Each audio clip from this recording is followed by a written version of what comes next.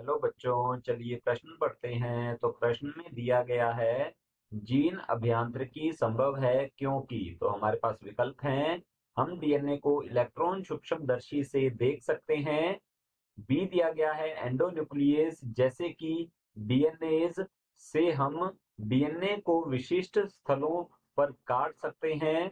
और सी दिया गया है जीवाणु द्वारा परिष्कृत रेस्ट्रिक्शन एंडोन्यूक्लियस इन विट्रो में प्रयोग किया जाता है। और डी दिया गया है जीवाणु में पारक्रमण या ट्रांसडक्शन की प्रक्रिया अच्छी प्रकार से समझी जा चुकी है। तो इस प्रश्न की मुख्य अवधारणा के बारे में हम जान लेते हैं। तो यहाँ लिखते हैं मुख्य अवधारणा। इस प्रश्न की मुख्य अवधारणा है हमारे पास जीन अभियांत्रिकी। तो यहाँ हम लिखते हैं जीन अभियांत्रिकी, या फिर इसे कहा जाता है आनुवंशिक अभियांत्रिकी। तो यहाँ हम लिख लेते हैं आनुवंशिक आनुवंशिक अभियांत्रिकी आनुवंशिक अभियांत्रिकी। तो ये जो है जीन अभियांत्रिकी या आनुवंशिक अभियांत्रिकी जीव विज्ञान की ऐसी शाखा है जिसके द्वारा, तो हम यहाँ लिख सकते हैं इसके द्वारा किसी भी जीव की किसी किसी भी जीव की आनुवंशिकी जीव की आनुवंशिकी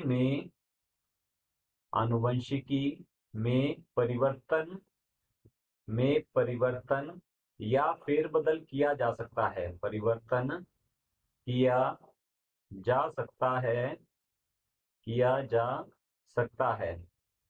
तो आनुवंशिक अभियांत्रिकी के कुछ एक साधन होते हैं, जिनमें से मुख्य साधन है हमारे पास रेस्ट्रिक्शन या फिर प्रतिबंधन एंडोन्यूक्लियस एंजाइम। तो यहां हम लिख सकते हैं रेस्ट्रिक्शन रेस्ट्रिक्शन एंडोन्यूक्लियस। तो यहां लिखेंगे रेस्ट्रिक्शन एंडोन्यूक्लियस।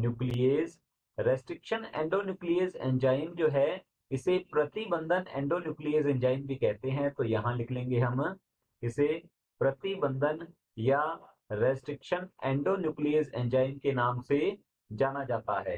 ये रेस्ट्रिक्शन एंजाइम की खोज जो है ये की गई थी, और जिसके द्वारा संभव हो पाया जीन अभियांत्रिकी या आनुवंशिक अभियांत्रिकी।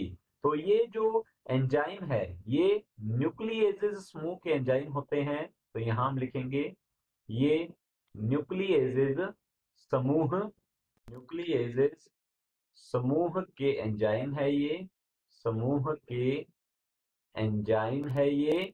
और इन्हें पृथक किया गया था जीवाणुओं से। तो यहां लिख सकते हैं जीवाणु कोशिका जो होती है, जीवाणु कोशिका से ये एंजाइम जो है पृथक किए गए थे। और इन्हीं की खोज से संभव हो पाया कि जीन अभियांत्रिकी या फिर आनुवंशिक अभियांत्रिकी के द्वारा किसी भी जीव की आनुवंशिकी में फेरबदल हम कर सकते हैं। तो ये रेस्ट्रिक्शन एंडोन्यूक्लियस एंजाइम जो है ये डीएनए को ये डीएनए को अंदर से ये डीएनए को अंदर से विशिष्ट स्थलों पर काटते हैं। अंदर से विशिष्ट स्थलों पर काटते हैं। तो ये हम कह सकते हैं डीएनए को पाचित करते हैं, डीएनए का खंडन कर देते हैं, जिससे कि डीएनए के खंड प्राप्त होते हैं। और इनकी एक विशेषता ये भी है कि ये डीएनए को विशिष्ट पहचान स्थलों पर ही काटते हैं, जिससे कि वांछित जीन की प्राप्ति हो पाती है। और वांछित जीन को वाहक के साथ जोड़कर प्रकोष्ठी कोशिका में स्थानांतरित किया जा सकता है।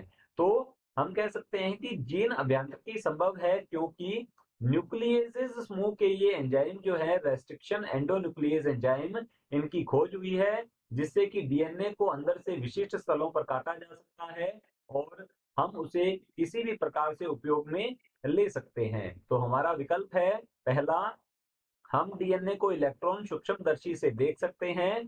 तो इस कारण जीन अभियांत्रिकी संभव नहीं हुई है। तो हमारा ए विकल्प गलत होगा। बी विकल्प है एंडोन्यूक्लियस जैसे कि डीएनए से हम डीएनए को विशिष्ट स्थलों पर काट सकते हैं। तो हमारा बी विकल्प बिल्कुल सही उत्तर है, जैसा कि हमने यहाँ पर समझा है। सी दिया गया है जीवाणु द्वारा परिष्कृत रेस्ट्रिक्शन एंडोन्यूक्लियस इन विट्रो में प्रयोग किया जाता है।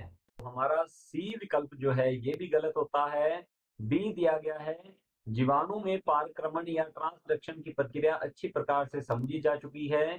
तो हमारा डी विकल्प जो है ये भी गलत होता है, क्योंकि जीवाणु में पारक्रमण प्रक्रिया के द्वारा ही हमें जीन अभियांत्रिकी जो है इसके बारे में हम कह सकते हैं एक प्रकार से विचार कि जब एक जीवाणु भोजी जीवाणु में अपना डीएनए प्रवेश करवा सकता है, तो मानव भी वांछित जीन को, वांछित डीएनए खंड को परपोषी कोशिका में प्रवेश करवा सकता है। परंतु केवल हम कह सकते हैं कि जीवाणु में पारक्रमण की प्रक्रिया को समझने से जीन अभियांत्रिकी संभव नहीं होती है। तो हमारा डी विकल्प जो है ये गलत होता है। विकल्प 20 बिल्कुल सही उत्तर है। आशा करता हूं आपको समझ में आया होगा। धन्यवाद।